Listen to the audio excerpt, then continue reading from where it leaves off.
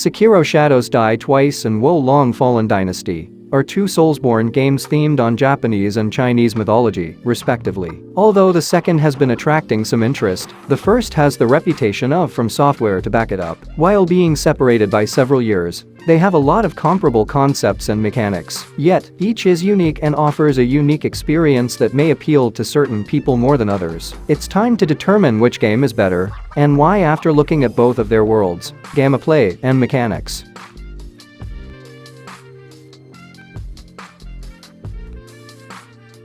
Funny thing with Soulsborne games is that you don't always need to be an expert fighter to win. You just need to know which buttons suit you the most. There are significant similarities between Wo Long and Sekiro's fighting systems, but their approaches to stamina are by far the most common. They both employ a similar mechanism in which, depending on whether they are gaining or losing energy, a bar in the middle of the screen will fill up to the left or the right.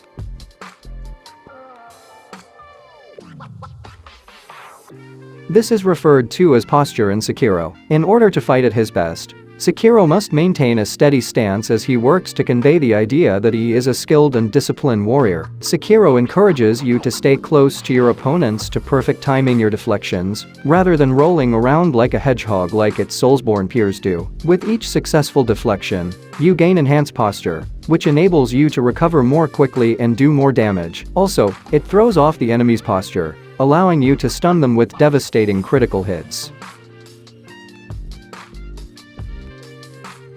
This is referred to as spirit in Wo Long. By successfully deflecting and delivering hits, you acquire and drain in the same manner. This variant, however, is more ambiguous while also being almost too rewarding. Due to your enormous deflection window, many opponent assaults are slow. While it makes things simpler, it also diminishes the importance of skillful combat. In light of this, Sekiro more than makes up for it with a wider range of enemy kinds and a more evenly distributed stamina system.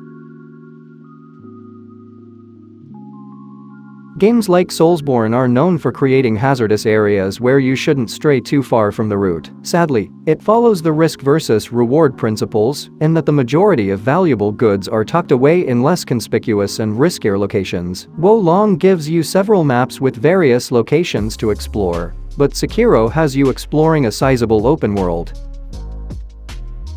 Wo Long is actually a level-based game, despite its best efforts to pretend otherwise. Every place you go has a beginning and a finish, usually along a reasonably clear path. This streamlines the process and brings several interesting points into your area of vision. It reduces the experience's complexity, takes away its element of surprise, and tightens up the spaces. Like the other games by From Software, Sekiro throws you into a sizable, gloomy world and lets you go. While you do provide some direction on where to go and what to do, you are largely free to choose your own experience. You may visit a place with all the risks it presents if you can get there. With Sekiro's mobility, the world can be viewed as a perilous playground full of sights and secrets. Sekiro wins this piece of cake as a result. The variety of stories and odd elements that follow them are what make Eastern mythology so well liked. Both Wo Long and Sekiro have their own narratives and justifications for the hero's quest. You get to choose how far you want to go in order to learn beyond what you will learn innately. In the same way that the first three games in the Dark Souls series served as a foundation for the game's canvas, Sekiro does the same. It's not the main focus of the experience, but there are a few sequences and NPCs to help you out, while you battle meaner and stronger foes who will gladly send you back to the previous checkpoint. Your main goal is to advance. Of course, there are many intriguing story points to learn about, but sometimes they seem almost like extras. Wo Long, in contrast, presents the narrative in an overt manner. You are an anonymous militiaman who nearly perishes while defending a MacGuffin figure from villains, but he immediately revives you. After customizing your appearance, a tale spanning history, politics, and mythology draws you in. This game creates a compelling connection between spiritual mythology and historical battle. Every person, foe, and monster you come across piques your curiosity and takes up room in your compendium. You'll feel motivated to read more on your own whenever you're not following the story yourself. Wo Long triumphs in this situation as a result. When a game is shown to be a Soulsborne affair, you immediately realize that the experience won't be enjoyable. Wo Long and Sekiro both have their unique approach to challenge, as well as highs and lows. But one of them is unquestionably the more difficult mountain to climb.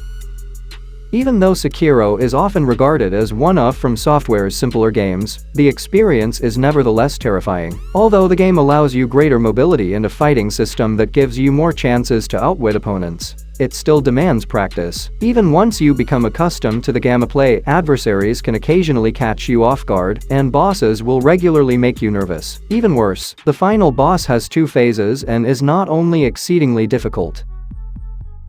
Wo Long is a much more forgiving affair altogether. Many of the bosses are enormous and behave in such a way that you have plenty of time to deflect their attacks and mount counterattacks. Also, rather than losing all of your money when you fall, you will just lose a little portion of it. You can raise extra flags to enhance your fortitude and the cap to where it falls when beaten in order to get stronger. If that's still not enough, you can have up to 2 allies follow you about, and even if they don't do much harm, at least they'll keep things interesting. Sekiro is your man if you're looking for a bigger and more rewarding challenge.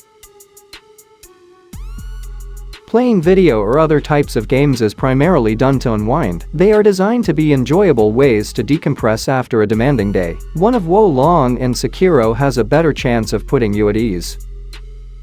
Wo Long is the funnier of the two despite the game's summer story. In addition to being easier, it is also more vivid and colorful. When you dress your hero in various attire to save the day, the folks you encounter might be quite noisy and energetic. Even the bosses have a more action-comic design, which gives your character the appearance of being both a superhero and a spiritual warrior.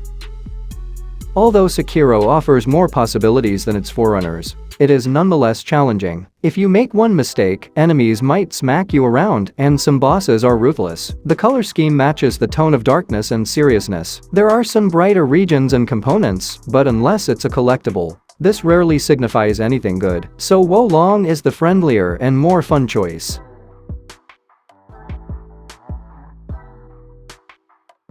Wo Long Fallen Dynasty loses to Sekiro Shadows Die Twice by a score of 3-2. Although the latter is unquestionably valuable, the former offers a more demanding and sophisticated experience. The controls are more restricted, and you can walk farther to benefit from the open world. It's more focused on the warrior, and when you master the mechanics and play like a duelist, it's incredibly rewarding. You can still call Wo Long if you're searching for something more understated yet still challenging.